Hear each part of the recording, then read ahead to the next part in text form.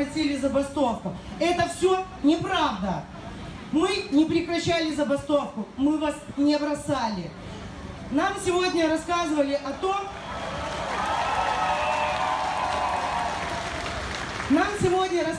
наши же коллеги о том, каких пытались подкупить, предлагая деньги. Но мы не продаемся никогда.